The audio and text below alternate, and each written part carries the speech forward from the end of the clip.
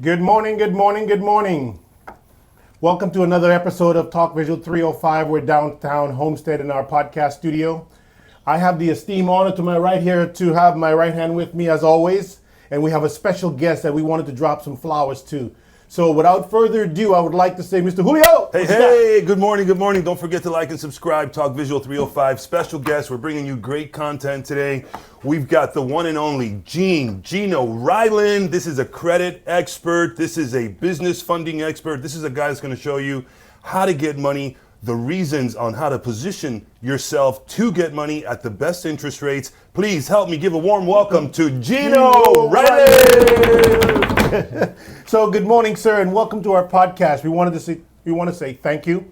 Thank you for taking the opportunity of your day to drop some crumb for the next generation.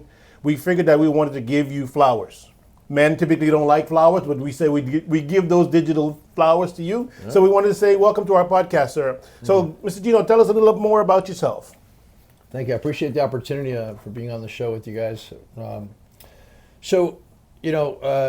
Cuban mother, American father, grew up in Miami, and I have that ability to kind of, right. Camouflage in if I need to. Exactly. Speak Spanish when necessary and, speak English with a twang if I have to. Right? That's right. But, so I grew up here in Miami, early 80s and went to school here as well, so in the transition of, the Mariel coming to Miami and a lot of the, changes and stuff that happened. So I've been a part of Miami and and even lived in Homestead for many years to see the huge transition in the community. But I went to school here and lived here for most of my life. Cool beans. So Julio, what you got for him, man? I know you have a lot. I met Gino at the gym, right? And I saw his work ethic. Right. And I'm like, man, I know this guy is about business because he gets there every day, 5 in the morning. That's right. And he is at it, just like he's ready to go if it was 12 noon. And I said, man, I got to get to know this guy, see what he's got going on. So we start talking business, and we've got this love for Homestead. He's been here a long time in Homestead as well. So we get to talking, and he tells me that, he's a funding expert. And I'm in real estate, so funding is a big part of what we do. Right. So Gino and I get to talk, and I said, oh, man, I got to have you in my office. You got to come and speak to the agents at the office. So he came and spoke to the agents at the office, and some of the tips that he gave us to crumbs, because I tell you, success leaves crumbs. 100%. Some of the crumbs that he left us that day, which was probably the most impactful sales meeting we had, a few of my agents just ran to the bank with the stuff that he told them that same day, and they were successful at getting funding. So what this guy's got to say today is probably going to be very impactful, just the same way it was for the office. So Gino, help us understand the way money works when it comes to credit, because we're a consumer-based society. Everybody has got their credit cards maxed to the limit. Money comes in, you want to spend money right away. But tell us how important credit is in this country, specifically when it comes to you wanting to buy anything. I first want to say that your office was the only office that I've ever come into that. I mean, literally the moment that I left, I got a text with someone at the bank, and I thought it was a host. She didn't waste any time going there, so it was pretty awesome. But you said something just a second ago that really triggered a thought in my brain, is that we are a consumer-based, world here, and I think that there is a very small percentage of people understanding the other side of what credit is actually can be used for as as leverage. And I can remember getting credit when I was young and 18, and they gave me a credit card, had $800 on it, and I was like, I just got $800, And so I, went and got the things that I always wanted to have, just couldn't afford it, didn't have the cash, and then all of a sudden I get the bill in the mail, and that's right. I owed the money, right? And that I'm almost positive that credit card I probably had for 3 years, and I was still paying off that first purchase. Because I didn't understand, the interest rates, and I think back, and like school doesn't teach you really they'll teach you economics, but not at a level that really impacts everyone, which is credit, right? And I don't think, unless schools change, that you go through a course in school that they let you know that, with the predatory lenders and things that are out there nowadays, that when you get credit, you're going to be buried and never really pay that debt off. That oftentimes is a real misaligned and misinformation to the community, because there is two different areas of credit that's really important: your personal credit Right. and business credit. And the reason that they're both really important is because a lot of business owners, and I'm finding that I meet with, really don't even understand the financial area and leverage that they have as a business owner. Right. And so there's a lot of stuff going on there that people don't understand how, they'll leverage their personal credit. And sure, that's the debt that's actually good debt, as they Right, say. right, Investing in things that's going to give you some cash flow is good debt.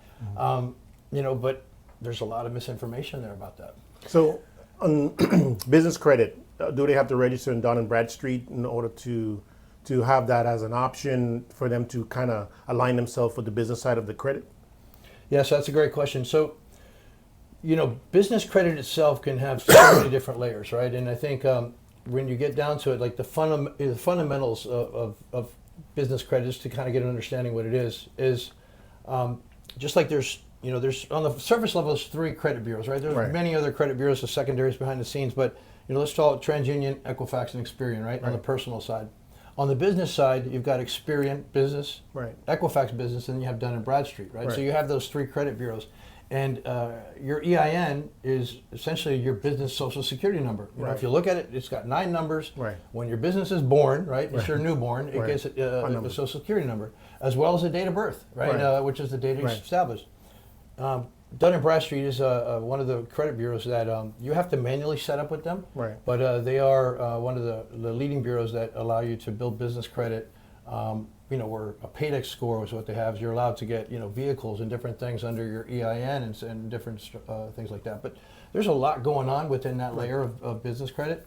We could have 6 podcasts on that alone. But Right. just to kind of address the fundamentals. But that's kind of one of the bureaus if that answers the question. Gina, I wanted to ask you, to the millions of consumers and just everyday employees out there that have credit card debt, but they don't understand how to increase their score, because there's so much information out there, and people can see a ton of podcasts and they could see all kind of posts and social media information that's just misleading. So given that you're an expert and we've got you here with us today, to the person that gets up and grinds every day, but they never have time to sit and really look through their credit reports because they're 40, 50 pages sometimes, what are some of the things that they can do to immediately increase their score, or give them a pretty good path on how to increase their score? So I'll let you spin off on that for a minute, and then I'll get into how that applies to mortgages. Yep. So my plan here to share in the next few minutes. So if you are tuning in, I think that this is probably probably I want to say most important part of the podcast. But I'm going to leave something here with everyone that is something they can walk away with. Right. So your credit score really doesn't matter, right? I heard people all the time tell me, "Oh, I have a 700 credit score," and they think that gets them somewhere, right? Really, behind the scenes, that there's a story that your credit report tells, and that number is I call it the title of the movie, right? And basically from a high level, like you can obviously see if someone's got a low 600, there's some stuff going on there, right? Right. So just to get an idea, to get that score boosted, and I think a lot of people, want to at least be in the 700 club. There's things that have to happen, right? And there's the way that the scores are calculated. Just get an idea of what they are. So payment history accounts for 35% of your credit score. So if you have any late payments, they're going to sit on your report for 7 years, and banks and some mortgages they're very forgiving on that aspect, but your rates are going to be a lot higher, right? You can avoid some PMI and some other things once you have that score up a little higher.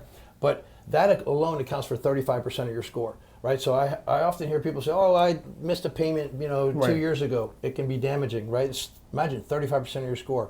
The other one is account history, right? 35% of your score as well, and that's how over I guess a period of time you have your age of accounts. Now, it's not advisable to ever close an account, even if you don't use it, because you could have an account, let's say 10 years ago, you're not using it, but it's giving you age history, and it's really giving you a high score boost. Utilization is another high one, 30%, and utilization, if you're above 28%, you are considered that you're kind of having some issues managing your debt. and they'd like to see it below 20%. 10% is the ideal, but that'll get you a score boost as well. And keeping that low is helpful. And if I see consumers are drowning in debt, Right. and especially credit card debt, there's companies out there that will reconsolidate those debts. Right. Like SoFi, One Main Financial. And the easiest way, you can go to a website called happymoney.com. It's one site that'll actually aggregate all of the lenders that will provide financing for things like that. It completely consolidates all your debt, one payment, and clear up your revolving accounts. That'll shoot your score through the roof. But, in one payment, right? Low interest. Last couple of things are inquiries, right? Inquiries are damaging as well. They can be 10 to 15, sometimes even 20 points on your score. And that alone, if you can, there's a 7-day process. You can remove inquiries if they're not attached to an open account. If you follow me on Instagram or in social media, I send you the free guide, 7 days hack to remove that. But I think the biggest issues here, just to get an idea, for example, you go and buy a car, right? You go to the dealer, and as soon as you go to the dealer, they're going to run your credit, and if you look at your credit report, you have like 6 or 7 inquiries on that one, pool. And there is a misconception that, it's under a certain period of time. It doesn't matter. It doesn't matter to mortgage brokers. It does matter to credit bureaus if you're going to apply for a credit card, because they think, something's wrong here. Right. Why are they doing it? A little bit desperate. So just to recap, you can remove inquiries. And you can go to YouTube and look for this as well. 7-day hack to remove them. 24 hours and experience if they're not attached to an open account. Utilization. Lower that utilization by going to SoFi and one of those others that'll consolidate the loan. You could go there and they'll do a soft pull to see if you qualify. Right. That'll reduce your monthly payments. Remove all your revolving credit, because there's different types of credit. Revolving is like credit cards, and that'll help you boost your score. Can you scoot over really fast. Gene, I did want to also ask, is there a way that if you're going to apply for credit, let's say like you just mentioned, buying a car, can you ask them to just do one inquiry, or does that automatically go to a bunch of other creditors that are soliciting your business? Yeah, best word of advice: don't ever go to the the car dealership and have them run your credit there. Always go with the pre-approval in your hand, because when you do it there at the car dealership, 9 times out of 10, people don't care about the interest rates. You've been sitting in that dealer sometimes, and now it's a little bit less time, but you'll be sitting in that dealer for 4 hours. You just want to get out of there and get in that beautiful car that you've been, in the showroom looking at the mats you can buy, the little accessories. Yeah. But so don't ever do it at a car dealership. Get a pre-approval like Capital One, Ally Financial, and they'll all do soft pulls to see what you qualify for. And 9 times out of 10, if you already have a credit account with, Citibank or one of those, they do offer vehicle loans, all types of equipment loans actually. And you'll get a pre-approval, get a rate, and you can walk into the dealership with a check, and they'll always approve you for a lot higher.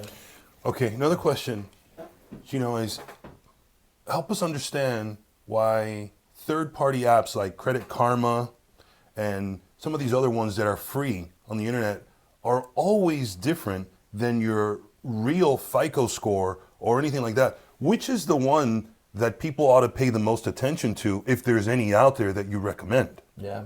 That is really confusing because they have FICO 8, FICO 5, Vantage, there's so many different options with your credit score. And it's really hard to understand what bank product or loan is actually going to pull from which bureau. Within our business, we leverage the combination of two of them, both Vantage and FICO, especially when we're assisting clients with credit repair or business funding. And that service is aggregated all into one, so that's a completely different one. So Credit Karma uses Vantage, and I say the best option to typically do is go directly to the credit bureaus, and they will give you a free account. If you go to each one, I know it's a little annoying, but they'll do it for free. You can get do it separately. Or if you just go to Experian, they'll pull all 3 for like $24 a month. And if you're not actively, connected to one of those directly to bureaus, I would advise doing it, because things happen on your credit, and if you don't take care of your credit and you miss a payment or something that comes up, you can address it right then and there, which is important. Do you advise freezing your credit? Absolutely. I think freezing your credit should be top priority, because if not, it's like you're leaving your door open in your house without putting a lock on it. Wait, so everybody should walk around with their credit freezed? Right, so no one could just tap in. Yeah, and if you're connected to those bureaus like I mentioned, on the app, it's just a click of a button to freeze and unfreeze. Because imagine all that hard-earned work that you did to build up your credit. As the data breaches are out there, it just takes one person to get your information, and you don't even need to go in the banks anymore. You can do everything online and apply for credit. So just to let you know, JC, baby boy, decides to want to apply for something. All of a sudden, at his age, he already has bad credit because somebody else took his Social Security and ran it and was able to buy stuff and order it and ship it. So what you guys are saying right now, one of the takeaways is freeze your credit. if you haven't frozen your credit already, you should do that ice cold with the click of a button and unfreeze at the moment you want to decide to apply for credit. Right, one click, and you can go on your phone and update the app. So is your score still generating while it's frozen? Absolutely. All it's doing is not allowing any outside party to pull your credit, to take a look at your credit or access it. So what made you get into this line of work? Yeah, so I have an... Because you could have done anything, you chose this. Yeah, and I have an engineering background and was in cybersecurity for many, many years. And, my second child was born with a heart condition, my daughter, and so the mother of my daughter, she had to stay home, and I've always been someone who, likes to do a little bit more and push the envelope. Yes. So I love learning, and it's just been a part of my DNA. And some point side hustle, right? I saw, passive income, right? And I got excited. I'm like, I can make money while I sleep, right? And, which was all never true, but got involved in that. And funny thing, I don't remember the fidget spinners. Right. Well, yeah, of course. So, still have one. That's it. So I found out that they were on Amazon, and I was already selling on Amazon, and they were just blowing up, right? And so I went on AliExpress and bought a bunch of them, imported, and started selling them, and they sold before I even landed in Amazon. Wow. So I got excited and kept doing this, and it was making good money, and I said, well, let me buy a container. Right. I mean, a container full of fidget spinners, right? 14 to 24 foot. Wow. That's a lot of spinners. That's a lot of spinning. And then when I got here, because of marketing all this stuff, so I already had almost over $128,000 invested in the inventory, plus advertising on Amazon. Right. It got held at customs because of lead in the ball bearings. Oh, man. There was no way to recoup the money. There was nothing going on, and because of me being the breadwinner at the house, my credit cards were up to my throat, and just like that, it choked you out. All of those things that I thought were going to be amazing got there. So long story short, credit got dinged. I couldn't get business funding, so I just started to get on the internet, and I'm a person that'll go to YouTube University. That's right. And if I don't know something, I'm going to learn in 10 minutes. I'm going to become an expert. That's it. So going on there and understanding, the consumer law, which is not very complicated. And a lot of people are scared because as soon as you see those codes and stuff, you can't even understand. People will stay away. And now with AI, it makes it so much easier. Researched, understood how to dispute, understood the timelines that the bureaus had to respond, as well as the creditors. And long story short, trial and error and doing things on my own. It took me, almost a year to get everything removed. Right. And then I started to really understand the credit game. And at that point, got certified, and then started doing it for friends and family. And before I knew it, they forced me to retire my cybersecurity job, and it became a full-time thing. Because one thing, and I'll finish with this, is that what I've understood and learned in the interactions that I've had with clients is that people are held in bondage, let's call it, because of their credit, because of a mistake they made, a divorce, whatever, poor choice, mistake, or something that happened to them. Let's say they couldn't work and they couldn't pay their bills. Right. All of a sudden, they can't even open up, an FPL account. They can't get a cell phone. They struggle in all these areas, and it completely cripples them. So do you believe cash is still king in this country? No way. It's king if it's sitting in an account earning interest. Right. It is not king if you're leveraging it for everything and you're overextended. Unless you just have a bag of cash sitting in your closet, then you're fine. But OPM. Here's another question I know the audience is going to appreciate. Should you pay off collections? I mean, I'm on record here, so let me be really careful here. I heard a guy say no. Allegedly. Collections are an interesting thing. There is a fine line with the legal approach that they can do. And there is, in the beginning stages, when they start to engage with you, it's a discovery phase for them and an opportunity for you to verify your debt with them. That automatically gives them the check mark that it's legal. If you don't verify the debt with them, meaning when they call you, weirdest thing is, and some people do it. Hi, this is Joan from ABC Collection Agency. Can you verify your name and address so we can talk about your account? People will do it because they don't know what's going on. And they give them their social. And they give them their social. They'll give them whatever, and right then and there, you verified who you are. You verified that file that they have in front of them is you. Right. So what I'm getting at is collections are illegal at the start and foundation. Right. Once we start opening the door to them, it becomes an issue. So I'm going to get to your question here in a second. So just kind of understand what collections are. So that debt was sold. Okay, so Capital One, let's say an example, you owed them $800, $1,000, you couldn't pay the debt. After 90 days, it goes to collections, right? Capital One will stop calling you, and you realize, wow, I got away, right? It's cool. They're not calling me anymore. And then just all of a sudden, this other company, ABC Collection Company, will start calling you. Right. Now, if you look on your credit report, it'll say charged off as bad debt. Right. If you understand the business aspect of the taxes, when you claim a loss on your business, it's income. It's income. So so you have an opportunity there. So Capital One, they're collecting the money, right? They got paid. The IRS is going to give them a deduction, and they're going to that is Capital One's gotten their money. Right. When they sold it to the collection agency, they've also made money. So they double dipped. They double dipped. Okay. So that's thinking. And they're doing it for pennies on the dollar. So now this company's gotten a bulk amount of this debt is going after you. So now here's where the loophole is. Legally, they have to stop calling you. If you there's a legal process that we do. We get our clients money for the violations, and there's a cease and desist letter you're supposed to send them, meaning that you don't have to answer their calls. You can block them. You can pick up the phone and say, "Stop calling me. You're harassing me." Legally, they have to stop all communication. Right. You do not have to pay them because, first of all, how do you even know who those people are? Right. They'll scare you into it, and they could have got your information from anywhere. So you do have the legal right to protect yourself, and so you do not have to pay that collections back because that collection company, while they're going to put the ding on your credit report, stop paying. I know people that do payment plans with them, and I'm like, just stop paying them. Cut that off today. Right. And if they need help getting the collection off, that's what we do with taking it off. Now, if they do, just so I can understand how it helps your credit. Let's say you're one of those people that the collection company called and you decide, because you got harassed enough, and you decide to go into a payment plan with them. It already says charge off, bad debt on your credit report. Right. And now you're into this, 2-year plan with them. And let's say ultimately you finally pay them. What happens to your credit report then? Does it then show paid in full? Right. So I want to first say that you guys must be the top podcast, because you asked some really good questions, right? And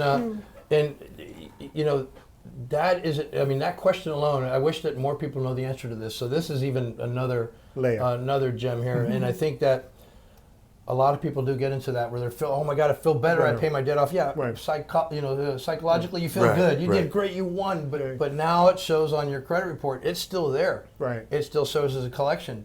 Sure, there's times where the comment will say paid off, but it's not going to come off your report. Now, 7 years. There is a way, But they can also extend that, I heard. They can extend it if you haven't paid it and you continue to answer their calls, or let's say 3-4 years later, they pick up the phone and say, answer the call. Then you validated the debt again and it restarts. But the other thing is that sometimes they will take it to court. If they take you to court, and it's on rare occasions, unless the amount's high enough, when you get in front of the judge, now you have an opportunity to talk to someone instead of John the debt collector who's trying to scare you, and you can explain to a judge, hey, and they'll at that point it's a different story. But you can do $5 a month with them if you're in a spot there like that.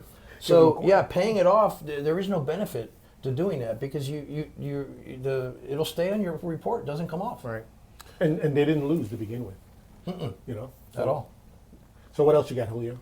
I mean, I'm trying to let that sink in because a lot of people fall into that trap, and they end up, just paying all this money when they could have done it. Now, another question a lot of people have is, there is this, I don't know if it's a misconception or not, But when you want to dispute something, and people say if you dispute it online, it's much faster for the creditor to see that dispute and quickly respond, and then you don't get to benefit from the Credit Repair Act, or is that the way the act is written in the code? Right. So if you write a letter and and dispute it, snail mail, they've got 30 days to respond to remove it. to remove. And then some people think that it might be better to do it snail mail since nobody is used to getting letters, opening a letter, reading it, and then responding. But through the process of sending certified mail, because certified mail is where you want it, where you're sending these disputes in, because then you confirm they received it. Because they have sometimes a stall letter they'll send you, and that stall letter will say, "Oh, you sent us a dispute. We don't know if it's you." Blah blah blah.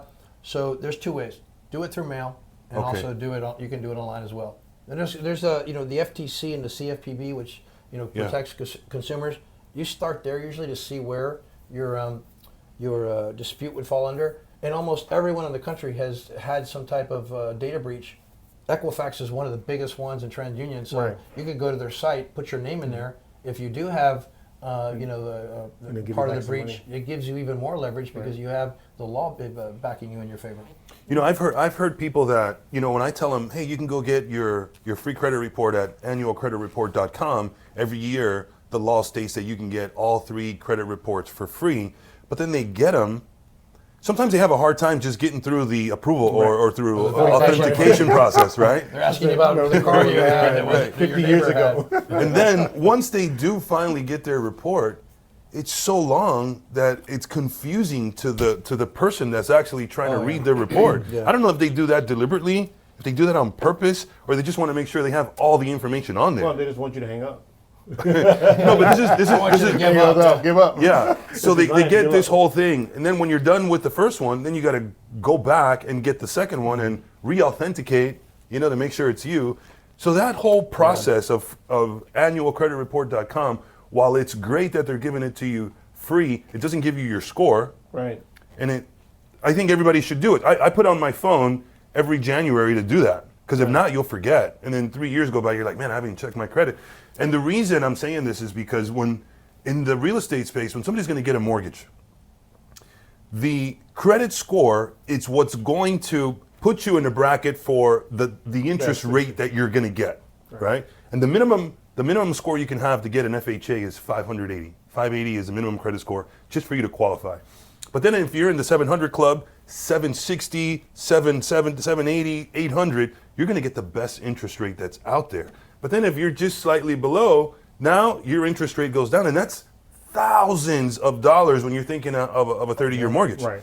So the mortgages take the middle score. So if you've got there's 3 bureaus, and you've got a 780 in Equifax, and you've got a 720 in TransUnion, and Experian, you've got something else, they're going to take the one in the middle, and that's the one you're going to use. So you had an opportunity to get the best interest rate, but because not all 3 of them aligned in the same manner, now you're going to pay, $100,000 more over a 30-year period just because you didn't have your credit in check. Yeah.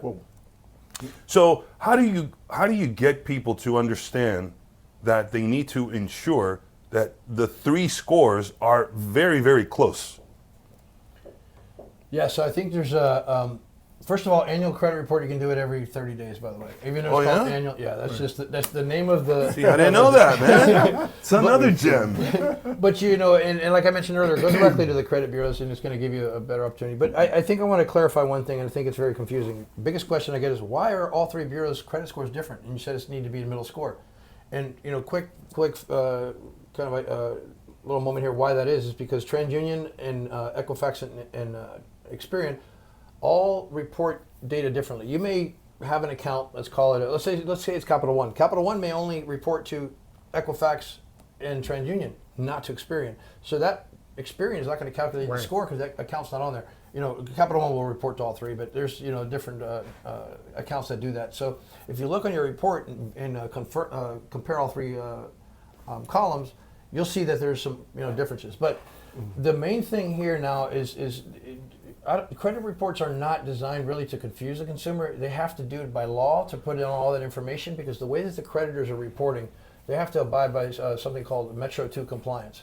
So whenever the data is submitted to the bureaus, because remember, they're just a data company. All they do is collect the data from the creditors, and they don't have anything to do with any of the creditors. Now, it's extremely important that the law is followed, and the compliance that they're submitting the data to has to be followed. So when you see all of those date issued and last reported date, there's a whole bunch of stuff in there that seems like it's a lot. But at the end of the day, the real important thing is, are they paying their payments on time? Does it reflect, on-time payments?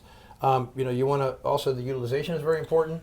And then, the dates reported and stuff are things that you can kind of leverage to manipulate your score at certain times, if you will. But the understanding those, and nowadays with simple thing, ChatGPT, most people are using it now, but the free version, there's a little plus button on the little search. Upload your report there and tell ChatGPT, hey, summarize this report for me, highlight the main points, and you're going to get a quick summary of what's there. I have a question. How often do you see that most persons say the credit bureau report every 6 months, actually? So twice a year they're reporting your credit, good or bad? Just say the credit card companies, for example, I have a credit card and I was delayed on a payment, and the credit bureau sees that how often? Every 30 days they see they're reporting? They report every 30 days. Every 30 days, so it's no longer 6 months. They say it used to be twice a year. Yeah. That's no longer a thing. They report every 30 days. Every 30 days. So those out there that wants to, well, I can clean it up before that time comes. No, you should make sure it's clean soon. That's why you see your credit score move up and down. I always have people say, well, my score just moved 5 points yesterday. Like, what happened? It's because of the accounts on there. Say you have 10 accounts. One account might report, January 1st. Right. Another one might report January 5th. They're staggered. Mm-hmm. So let's say January 5th, you have a balance on this card. You maybe spent more than you did the month before it, and the balance is higher. It's going to drop your score. So that'll fluctuate every day. That's why Credit Karma and the other ones, they can be horrible because when you set it up and you have it to send you alerts, and whatever happens, it's good to have it. I'm not saying it's not. But to understand why it fluctuates so much is important. And I think when you go to get something and you're going to run your credit, the real thing is to understand when you're going to do it, at what stage or where it's at, because you can manipulate that score. So let's say your score is at 600, right? Right. And you have a credit card that's it's maxed out, but you're going to pay it off. Right. When you pay it off, if you look at your statement date, 5 days after, they're going to report to the credit bureaus. So let's say your statement date's January 15th, you pay it down. When they report on the 17th, your score is going to go higher. So those types of things, wait till you pay it down, wait till it reports. There's ways to kind of manipulate that. Now I see why there are credit experts, because there are so many moving parts to credit, and there are so many little things that you can change about your daily routine that can help your credit score, and it'll put you in such a better position to look good to the creditors. Now, Gino, when you've got these long credit reports, and you know that the reason that the scores are different is because the way they report their data, right? So I think just handing it off to you and saying, hey, analyze my 3 reports, because it's going to take me 7 hours to do this, because you got to go one by one, and then the way one reports is different than the way TransUnion reports. So then your company will analyze that and get these people, not only will their score increase, or you'll give them an idea on how to increase their score, but you can get those scores to the closest points that are available. So if you're going to be at a 780, it'll be 781, 782, 783, right? Like close, instead of having these large swings between the scores. So how do people get in touch with you so they can start getting some of that expert service? Well, I started to look at the time here to see how long we had, because I started to realize something is that I'm gonna leave something here because you're gonna invite me back on this one. We didn't even touch on the business credit side, right? And I think when the credit foundation component is understood, people don't understand what it unlocks. Yeah. The biggest thing is people that are stuck in 9-to-5s, right? Yeah. And the 9-to-5s is never going to cut it, and they just deal with it, right? And on top of that, with traffic, and and sometimes we're pigeonholed into a life or financial situation because of whatever's going on. And oftentimes people don't understand, if your credit was dialed in, if you took care of your credit, really did a good job, and sometimes you don't have the ability to, but there's ways to to make it happen in any situation, right? I think, giving up on focusing on your credit sometimes is a cop-out, right? Because they just don't know how to do it. That's why credit experts do well, or there should be more of us. And then the other side, what it unlocks, let's say 9 to 5, stuck, don't know what to do. Good credit unlocks business credit. Yeah. Even if you just open your business, and they'll do with no financials, no tax returns, and you can get $50,000 easy for a business, up to upwards of $250,000. So imagine With no interest sometimes. with no interest sometimes. Wow. Imagine the 9 to 5, trying to get out of that rut, perfect credit, does it every day, and doesn't know that he can have access to $250,000. But the other side of it is like, well, I don't know what business I'm going to start. It doesn't matter. You take that $250,000 and buy the air conditioned business or the pool business from Tom, who's ready to retire. You just bought a business that's already cash flowing. There's like so many ways, and even buying property. You get the down payment from property on business credit. Some people think, oh, well, I don't have a business. Well, there's not a hard law that if you open up a business, you go to SunBiz and open up an LLC, that you need to be an operational and cash flowing a business right away. No. The leverage of credit is that when you are able to use that credit to access, cash flowing options, like if you're starting a business, if you're buying a business, whatever it may be, that option is open to everyone, right? I think everybody that works a 9 to 5, and this is just my opinion, I think they should all have a side hustle. Like they should Like a checking and savings. Yeah. Well, they don't, because They should start they something. spend the other 18 hours of the day doing what? I get it. You do have to enjoy your life. You got to go out on the boat. You got to go to the beach. But man, if you're like, you got so much other time. Like, what are you doing with There's that something time? that happens internally that just gives you this new sense of being. There's new energy that you've got when it's like when you're watering a plant that's just starting. You got to feed it. You got to attend to it. And when you start to see and you nurture that, you start to see that plant grow. All of a sudden, you've got way more energy to do your side hustle, which ultimately can give you the option if you want to stay at that 9 to 5 or you don't. Now, I know there's people that say, you know what, I'm good, man. I like not having the responsibility of being an owner or an entrepreneur. I want to go to my job, do my 9 to 5, and at 5 o'clock, I'm done. I don't got to think about it anymore. But for those of you that are thinking, that maybe one day you'd like the opportunity or the option to say, I'm done with that 9 to 5, start feeding a side hustle, especially when you've got guys like Gino that are telling you there's money out there ready for you to take advantage of. All you got to do is have good utilization of your credit. And that'll open up a world of financing. You know what I think happens is that there's a lot of information out there. And so, if you're sitting there and you're like, I would love that, or, maybe one day, but not right now, or I don't know what to do, I don't know where to start, that stumps everyone, right? And I think the scenario where, it's the same in any situation, right? When you've had enough is enough, right? And you're just tired of it and you can't take it anymore of any circumstance, then you're ready to raise your hand and say, I need some help, right? And the service that we provide for clients is that, hey, I'm raising my hand. I don't know what I want to do. Let's map it out, right? The credit repair and the business funding is just a vehicle. Yeah. When they want that, I want financial freedom. I want to spend more time with my kids. I want to spend time with my grandkids. Or all of those things that they want to do. All of this stuff helps them do that. And I think that when they're in a spot, they don't know how to get there, right? They don't know, like, how do we figure this out? I don't even have an idea. I don't even have. It starts with, hey, I'm tired of this. I want to change it. So the perfect client for you, what does that look like?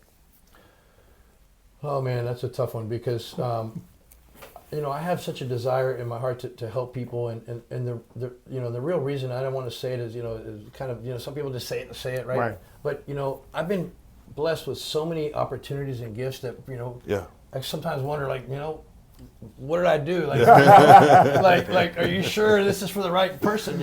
That I have a debt essentially, right? I need to pay it forward, and then the opportunities that come across our path, that life changing, where you see someone stuck, they don't know what they're going to do, and they've been through a bad situation, and they don't know how to get out of it, right? It's affecting their kids, their life, and they're just going through that part of it.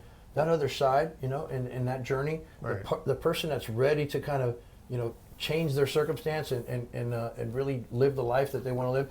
Those are the clients I want to work with because they all have that. They all have the mess. See, that's that each one teach one moment. Yeah. Yeah, and you help them clean up that mess and get on the other side. Sure, there's investments that you got to make over here. There's stuff that you have to do, but if you want to make a change, there's going to be some investment of time, investment of energy, and sometimes you have to, pay for that investment. But the perfect client is actually the one that is ready to take action and change their situation, right? They've been dealing with that garbage on there. They just, I didn't have the extra money to pay. Right.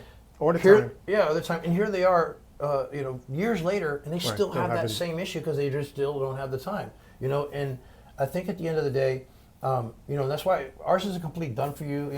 Any direction if they need the personal credit or they want help, with the business, or they just don't know what to do in that area, but they just have that. We like to sit down and talk with them because wherever they're at, credit, business, and they don't understand, when they get to that other side, I mean, there's a path, right? And each path is different. Right. Gino, Demetrius and I go back to year 2004, right? He had an AT&T store over there on Campbell Drive next to where we had a Quiznos. And one thing he said to me has resonated till this day. He goes, if you help enough people get what they want, Zig Ziglar, you'll never have to work a day in your life again. So you're right. You're on the same path, man. That's right. Helping enough people get what they want. So there you guys have it, man. We've got a guy, Gino, that's helping people get what they want, fix their credit, and unlock a world to an endless amount of financing out there for you guys to do whatever it is that you guys want to do in life.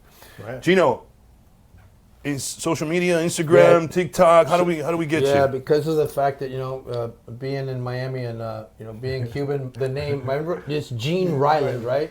GeneRyland. You can find me on Instagram, but I'll tell you, I have a weird Facebook that was given to me. They called me the Credit Stud. So I haven't really been able to adopt that name. I felt like there was some weird stuff, but it's just easy. If you go to Facebook, look at the Credit Stud. The Facebook page is I'm not a good social media person, but it's enough to get in contact with me. Better yet, I'll give you my phone number. Can I do that? Yes, absolutely. Go ahead. 727-629-7227. Right away, they're going to think you're a scam. They're going to think you're trying to solicit them for something. 727, is that Puerto Rican number? It's from St. Petersburg. My main office is in St. Pete. I'm from here, but I have some team members that are there. A lot larger staff. And my office here in Miami is a little bit smaller. But when you reach out, text that number. One of my team members is going to reach out and figure out what we can do to help. And if you have questions too, happy to help. I think at the end of the day, it's about taking action, right? And taking no action is still a decision, right? And if you don't do anything, you still made the decision to not do anything, right? Right. And I think the other thing too, just to kind of put it in perspective, we work with everyone in any kind of budget, right? And the program in some aspects of it is reasonable because we know the journey it's going to get there. People don't come to us, with bags of cash. They're already challenged. And at the end, solving problems that at the end is going to unlock the door for other opportunities there. So win. Yeah. Cool beans. All right, guys. Thank you guys so much for tuning in. Gene Ryland. Don't forget to like and subscribe. Check him out on Facebook, Instagram, TikTok. Thank you guys so much. Till next week. Bye-bye now.